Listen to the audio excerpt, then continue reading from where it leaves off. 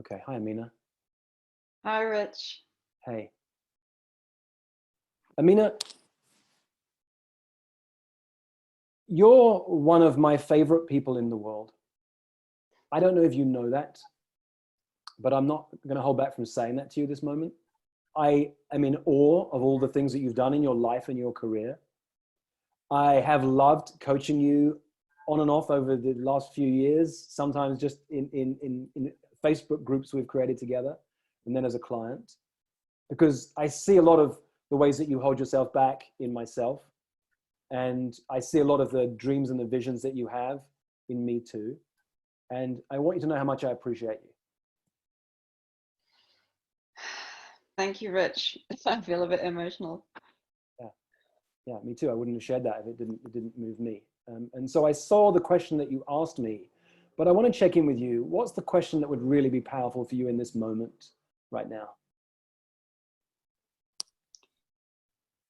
Well, when you put it like that, it's always, oh, how can I be less afraid?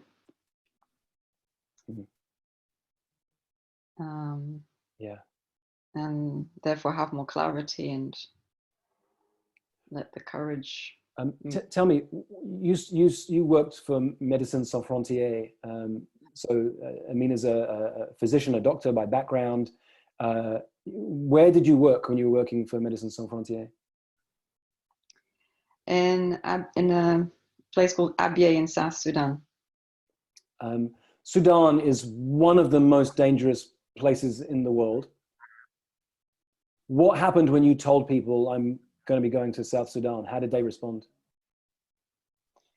They thought it was crazy. Mm-hmm. What did many of them, if not most of them, recommend that you do instead? That I stick to my to the traditional path and don't go. Yeah. Would I be right that you've made lots of decisions in your life where you took the non-traditional path, and at each moment there were people saying, that's not the safe path. This is the safe path. I mean, I go this way. And you said, no, I'm going this way. That is true. Yeah. So did you go that way when they all said go the safe way because you felt no fear? No, it's because I really wanted to, and yeah, that's just what I was going to do. Yeah. You can do fear, Amina.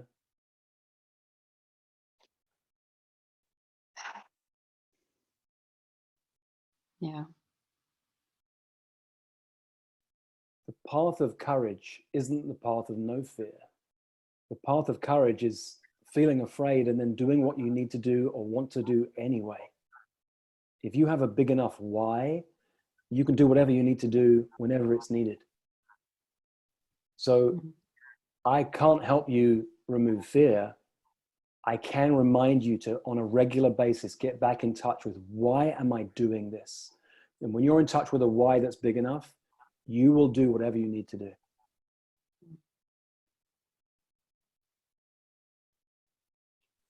Yeah. Now I'm wondering,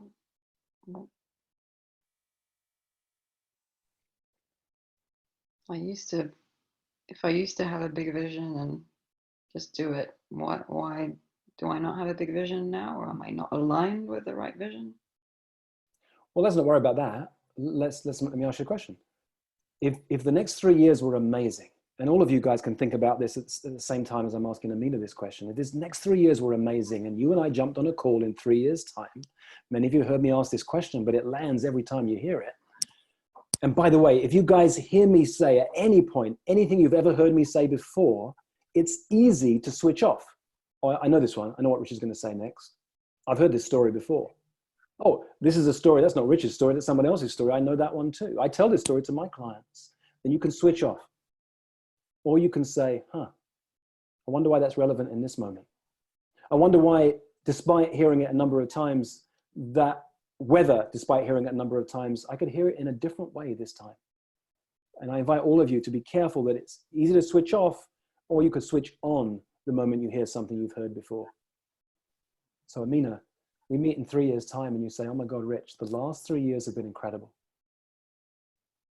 what's the one, two, or three things that you'd have accomplished in the last 3 years? Because we need to come into the future. We need to be, we're in 2023 right now. And we talk, wow, Amina, do you remember that call? You talked about fear and I talked about courage, and I reminded you how much stuff you've done that other people thought was crazy and that they thought was courageous, but for you, you just did it anyway. And we laugh, we look back at that. And then you told me that the last 3 years, you're telling me right now, the last 3 years have been amazing. What were one or two or three things that you've done in the last 3 years that have it be that, oh, life has been amazing, Amina? So I'm living this mission of helping to free people like me from the professions or career tracks that they don't resonate with anymore, and that they're able to become more independent in themselves, but also through their work structure, which I believe is through entrepreneurship and business and somehow thought leadership. So Amina, can I take you out of that? That sounds a little bit heady to me. Here's what I hear behind this. Would I be right in saying that if we're having this conversation in 3 years' time, and you said this to me, or I said this back to you, that it would feel powerful? What I hear, Amina, is that you work with people who have always been courageous. They've always done the thing that other people said don't do, or follow the safe path. They've constantly followed the path of courage, the path that didn't look safe. And yet they came to a moment in their life where the next decision was, here's the path of safety and here's the path of courage. And they, for some reason at this level, they felt held back. And you helped them once again step into the path of courage rather than the path of safety. Yeah. Yeah. And that feels quite universal rather than specific to me. Except it is specific to you because this is who you are and what you've done. You know the story of the Cheshire Cat in Alice in Wonderland? Alice comes to the tree and there's a cat smiling down at her. And she looks up at the cat and says, there's a fork in the road. One road goes left, one road goes right. Which path shall I take? And the cat looks down at her and says, where are you heading? And she says, I don't know. And the cat says, well, then it doesn't matter which road you take. You're like the Cheshire Cat in the tree, but when someone comes to you and they say, there's a path in the road, which road should I take? And you say, you smile down at them and you say, well, that road leads to safety and that road will take courage. Which one do you want to take? And they say, well, for my entire life, I've taken the path of courage. And in this moment, I'm afraid. And you look down and say, I can help you take the path of courage. For some people, Amina, that would be abstract, that would be meaningless. For you, for who you are, that's all you have ever done. Yeah. Yeah. Thanks for seeing that.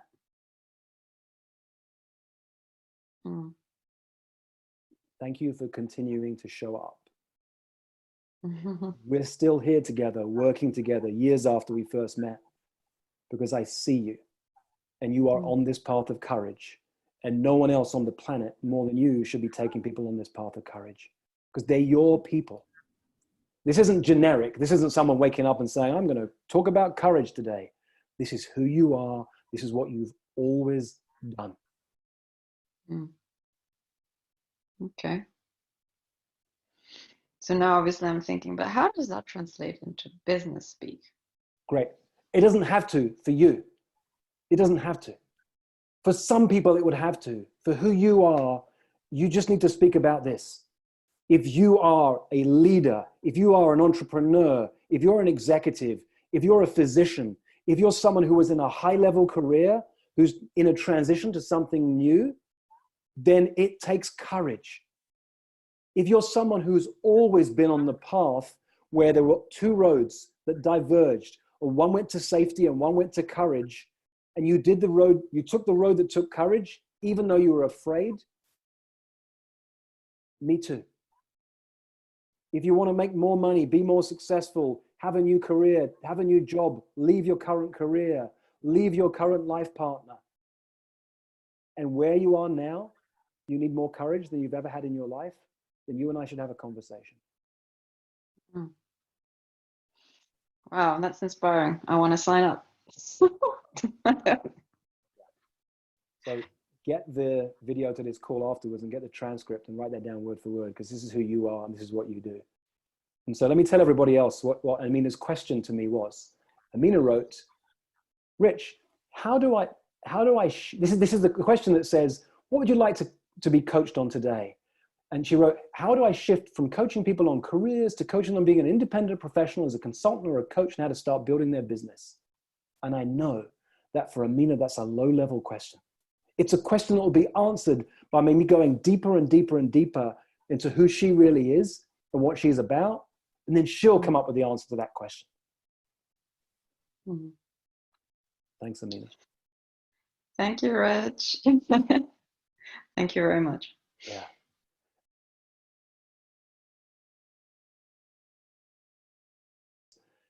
I could answer his question about what he calls referral partners, or I can go to where we really need to go and everything else will be answered by itself.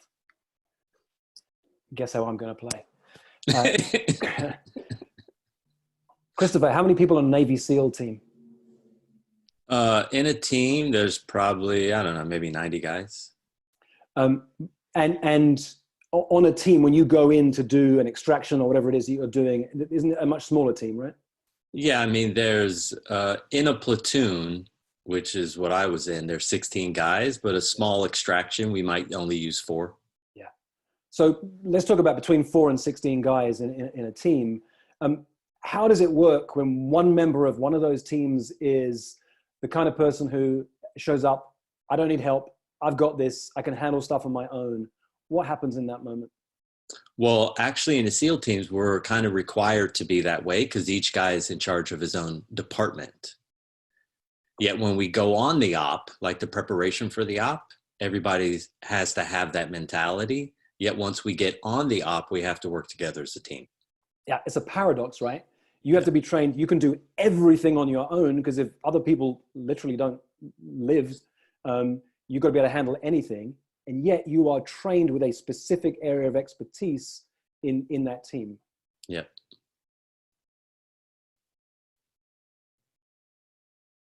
You've got to channel some of that paradox right now because you've been trained for the last 20 years to be an amazing individual. For the last 20 years, you've gone into being a real expert in your field.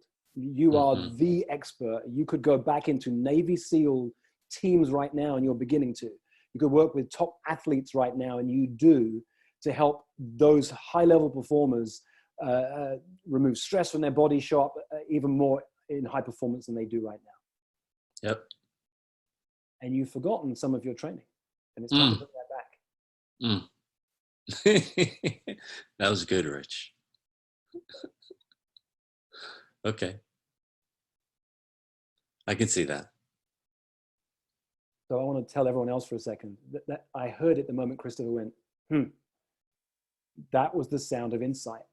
That was the moment he got it. That was the moment and look, one of the quick ways when you're working with clients is to find a hot button, something that will take them quickly to where they need to go. Often if I'm talking to a parent, I'll talk about the impact on their children. It's a real hot button if you're a parent. If I'm talking to someone about their life or career, I might go back to a real challenge they went through. I know that being in the Navy SEALs in your 20s is a formative experience. That Christopher has friends for life from that experience. And I knew touching on that would take him quickly there. I had a sense it would. You don't always know. And that sound, I knew he was there. So yeah, channeling some of that remembering of I can't do this alone any longer. You've been trained for the last 20 years, you've been trained to be an expert again, but you could be an expert on your own and very quiet. How many of you, I'm asking the rest of you right now, how many of you are tired of being a best kept secret? Anyone know that? You are extraordinary at what you do, but you're a best kept secret. There comes a time when it's time to move beyond that. And so I'll talk about this at times during our time together. A lot of the work that I do based on the prosperous coach approach is about serving one person at a time, bringing so much value to one person at a time. But the truth is, if you want to be known by more people, you do that one person at a time. And it sounds crazy. Well, how's that scalable, Rich? That doesn't make sense. I want to be known by hundreds of people, thousands of people, tens of thousands of people. Christopher, I don't know if you've seen this. 2 or 3 weeks ago, I created a Facebook group for coaches. When I saw what was happening in the world, I thought I'd create a Facebook group for coaches so I can make a real difference to people who are not part of my community, people who've never paid me any money, not part of what we do. And we're almost at 2,000 people now, but a few days ago, someone in the group wrote, Rich, wow, this is amazing. You've got, in 10 days or less, 1,500 coaches have joined this Facebook group. That's amazing. And I wrote to him and I said, no, it's taken me 15 years to create a Facebook group of 1,500 people in 10 days. Mm.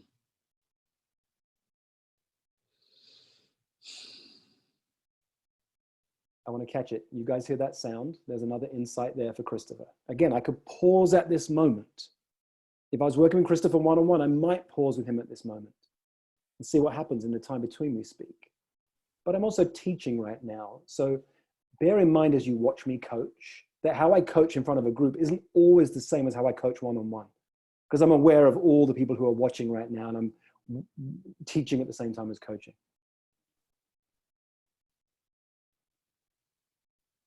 I'm not interested in referral partners, as you call it, Christopher. I know there are hundreds, if not thousands of people over the last 20 years you have helped. And one at a time, you can reach out to those people and say, hey, if what I've done has been of value to you, I want you to know I don't want this to be a best kept secret any longer.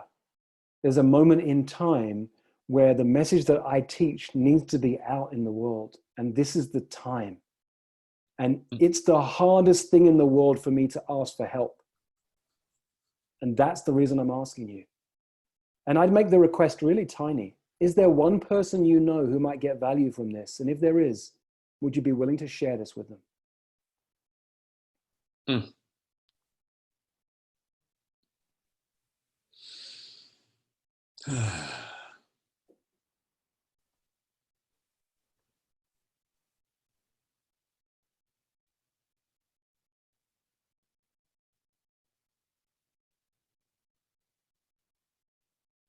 Oh, it's so simple.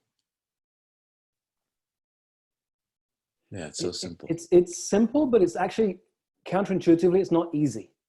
It's much easier to build an online program, to do SEO, to do Facebook ads, to email blast, all the people you know. That's the easy path. How many of you have done that and nothing happened from it? I got a client last year who spent, I think it was $40,000 on building a website, the email stuff behind the scenes, doing the email list, the branding, the marketing. $40,000, didn't get a single client. She came to a deep dive. We spent 3 days together. I coached her around that. She works in an organization. She enrolled her boss as her client. She's now coaching some of the leaders at her organization. She's running trainings for her organization. She's becoming known as a coach in her organization. And we get caught up thinking that, and so that was the hard path to take. That was the path that, to come back to Amina, that's the path that took courage. The easy path is often the path that doesn't take courage. And Christopher, there's a way that I think, I'll take a risk here and say that you've been seduced a little bit in the online work you've been doing the last few years to think that there's a way that online things will blow up.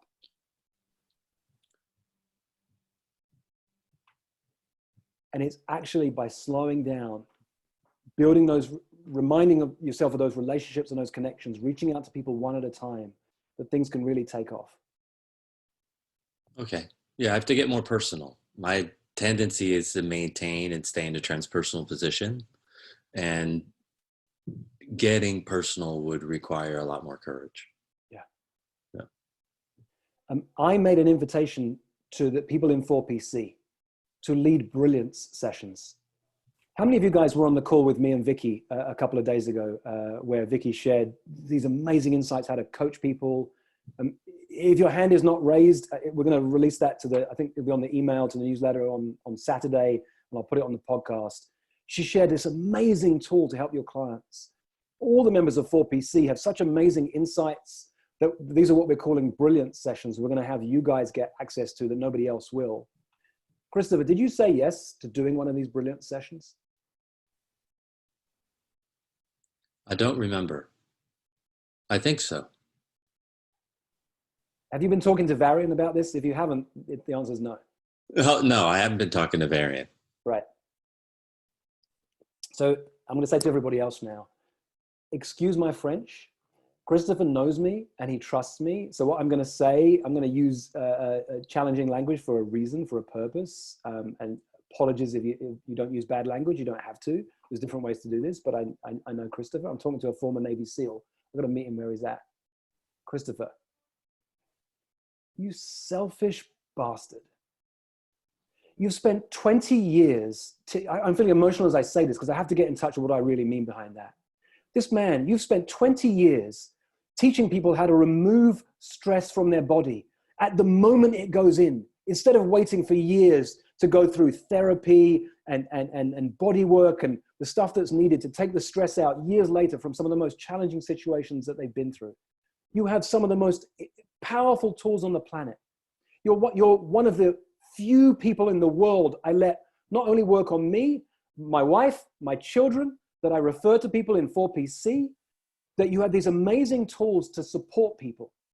And here there is an opportunity that I could have put you in front of 150 of the people who I trust the most. And you are so worried about how do I create referral partners for some online program. And there's 150 people you could have taught and guided and supported. And you miss that because you're out there thinking of what's the path out here. There's a path of courage that you need to take, and it's the personal path. It's the path where you say, I have something of value and I want to share it. And you do it like this. And I don't care whether it becomes an online program or not. You serve people like this, one at a time or in small groups. How many of you right now, not really knowing what it is that Christopher teaches or what he does, but just on the value of who I am sharing and how he is for me, is a hell yes to learning what this man has to teach? Oh. Wow. Ooh, okay. Everything I'm feeling right now, I can't sell you more than you can sell yourself. As much as this is powerful, and I know it is, I'm embodying it, I have to feel it. I can't make this stuff up. I'm feeling it. It's true for me about who you are for me and what you do in the world. But I can't do this better for Christopher than he does for himself. And you're going to have to go down this road of stepping into this power of who you are and what you do in the world. By the way, Christopher, I know a woman who for years has taken the path of courage when it looked like the path of safety is the path to take. And if this will take you courage, you need to find a way to connect with her, because she has not only been on that road for years, she can help people who have done things for years that meant they took the path of courage when everyone else said take the path of safety. But it turns out that at this moment, they got a little bit stuck. At this moment, they've forgotten that their history, and they're looking for the path of safety rather than the path of courage.